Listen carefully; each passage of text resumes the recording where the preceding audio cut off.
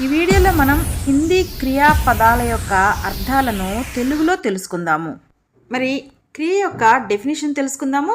किसी कार्य के करने या होने का बोध कराने वाले शब्द క్రియా कहलाते हैं. అంటే పనిని తెలియజేసేటటువంటి పదాలను క్రియ అని అంటారు. मूल धातु क्रिया के विभिन्न रूपों में सामान्य रूप से मिलने वाला अंश धातु कहलाता है. అంటే క్రియ యొక్క విభిన్న రూపాలలో ఉండేటటువంటి మూల పదం ఏదైతే ఉందో దాన్ని మూల ధాతువు అని అంటారు. ఇక్కడ ఎగ్జాంపుల్ గమనిద్దాము. చల్ మూల ధాతు హై.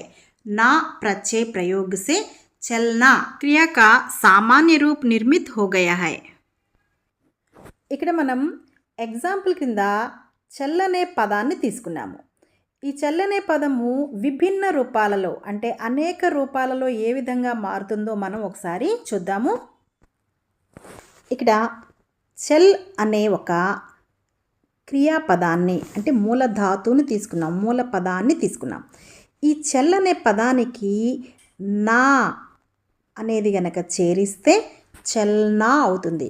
ఇది ఈ చల్ అనే మూల ధాతువు యొక్క సామాన్య రూపం అవుతుంది.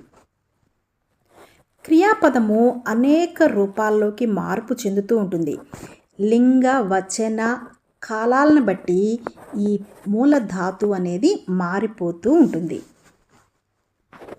చూడండి ఇక్కడ ఏ విధంగా మారిపోతుందో ఒకసారి రాసాము. చల్తా, చల్తీ, చల్తే, చలేగా, చలేగి, చలా, చలుంగా, చలుంగి. ఈ విభిన్న రూపాలకే మూల పదము చల్. అంటే చల్ అనేటటువంటి పదం నుంచి ఇవన్నీ ఏర్పడినాయి. మరి మనం ఈ వీడియోలో ఇలాంటి హిందీ క్రియా పదాలు తెలుసుకుందాము.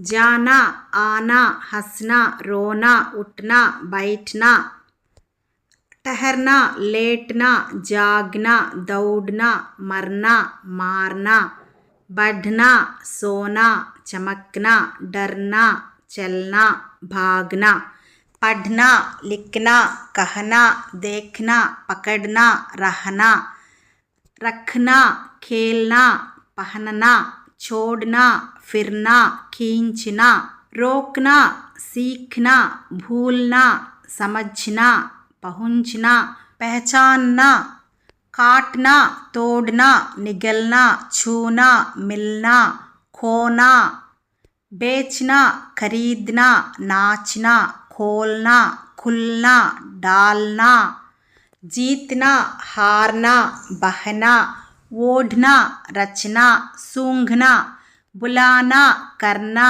खाना, पीना, लेना, देना, लाना, गाना, पकाना, होना, बंद करना, निकालना, सुनना, बोलना, चिल्लाना, खिलना, गिरना, लड़ना, मांगना, कूदना, पढ़ना, तैरना, रुकना, निकलना, पाना, फिसल जाना, चराना, ढूंढना, दिखना, फैलना, झुकना, पिघलना, इकट्ठा करना, कमाना, खर्च करना, बचाना, टूटना, लूटना, भाग लेना, सोचना, मानना, सीना, पहुंचना, पूछना, भेजना, जलना, बजना, लड़ना, छींकना, चढ़ना, उतरना, उड़ना, डूबना, घूमना, हिलना, लजाना, घटना,